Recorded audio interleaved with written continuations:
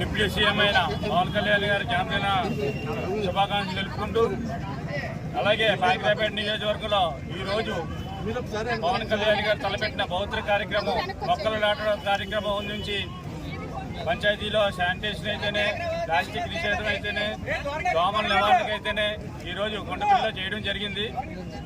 ఆ తర్వాత పాకిరాపేట హెడ్ క్వార్టర్స్లో పాకిరాపేట కార్యాలయం దగ్గర కేక్ కట్ చేసి ఇప్పుడు మొత్తం 4 మండల నియోజకవర్గంలో మొక్కల కార్యక్రమం ఉంది. అలాగే రూట్ మ్యాప్ వేసుకుని ముందు పాకిరాపేట మండలం, తర్వాత రాయవరం మండలం, తర్వాత కోటవట్ట మండలం, తర్వాత అక్కిపల్లి మండలం సాయంత్రం పెట్టాం. ఈ కార్యక్రమానికి ప్రజలందరూ బాగా ఉత్సాహంగా ఉన్నారు. ఏంటంటే ఇంతకుముందు ఇప్పుడు దాకా అధికారం లేదు మనకి. ఇప్పుడు పవన్ కళ్యాణ్ గారు డిప్యూటీ సీఎం అయిన సంవత్సరం మొదటి పుట్టినరోజు చేసుకోవడం మనందరికీ ఆనందంగా ఉంది. ఇలాంటి కార్యక్రమాలు రేపు రాబోయే కాలంలో కూడా ఎన్నో జరగాలని, ఈ మొక్కల నాటి కార్యక్రమం చాలా పవిత్రమైన కార్యక్రమం. పవన్ కళ్యాణ్ గారు ఫారెస్ట్ మినిస్టర్గా ఉన్నందుకు కూడా ఈ కార్యక్రమం తలపెట్టారు. ఇలాంటి పుట్టినరోజు ఎన్నో చేసుకోవాలని, ఆయన ఆరోగ్యాలతో ఉండాలని మమ్మల్ని అందరూ కోరుకుంటూ సెలవు తీసుకుంటాం. జన్మదిన సందర్భంగా పాకిరాపేటలో పార్టీ ఆఫీసులో ఘనంగా వేడుకలు ఇన్ఛార్జి గడ్డంబుజ్జి గారి నాయకత్వంలో చేసుకోవడం జరిగింది.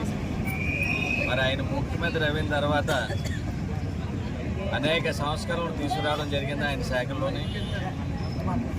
అదేవిధంగా మధ్యాహ్నం భోజనం పథకం పేరు మార్చడం కానీ, ముఖ్యంగా అంటే ఒక విధనున్న నాయకుడికి పదవి వస్తే ఏం చేస్తాడన్న నిరూపణకి ఈవేళ మొన్న ఆగస్టు 15 స్వాతంత్ర దినోత్సవ సందర్భంగా భారతదేశ చరిత్రలో ఏ రాష్ట్రంలోనా కానీ ఏ ప్రభుత్వం కానీ చేయలేని సాహసం పవన్ కళ్యాణ్ గారు ఉప ముఖ్యమంత్రిగా పంచాయతీరాజ్ శాఖ మంత్రులుగా చేయడం జరిగింది.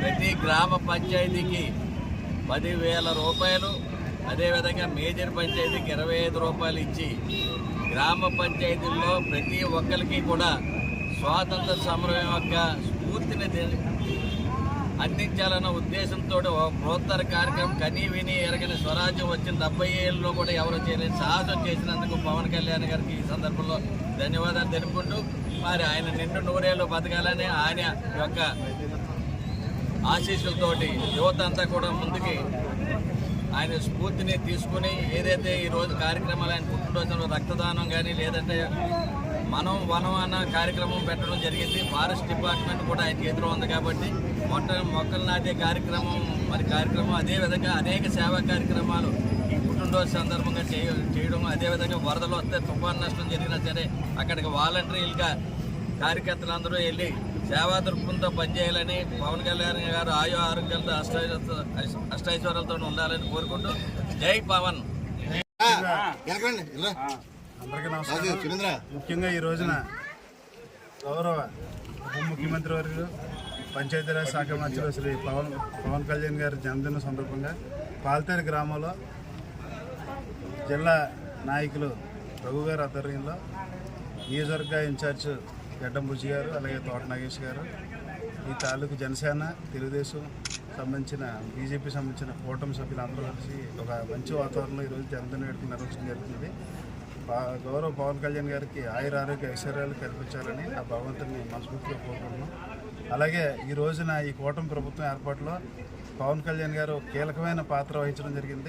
పెద్దలు తోట నాగేష్ గారు, మన గడ్డంబుజ్జి గారు ఆధ్వర్యంలో మనం ఈరోజు పవన్ కళ్యాణ్ గారు బర్త్డే జరుపుకోవడం జరిగింది. పవన్ కళ్యాణ్ గారు ఈరోజు డిప్యూటీ సీఎంగా ఉన్నారు. అలాగే గొప్ప మానవతావాది, యువతకి, ఆంధ్రప్రదేశ్ యువతకి మంచి స్ఫూర్తి ప్రదాత అయిన మన పవన్ కళ్యాణ్ గారు బర్త్డే వేడుకల్లో ఈరోజు ఈ యువత అంతా పాల్గొనడం చాలా ఆనందంగా ఉంది. అదేవిధంగా లాస్ట్ టైం ఇదే బర్త్డే ఫంక్షన్లో నేను పవన్ కళ్యాణ్ గారు భవిష్యత్తులో మనకి ముఖ్యమంత్రి కావాలని కాంక్షించాను.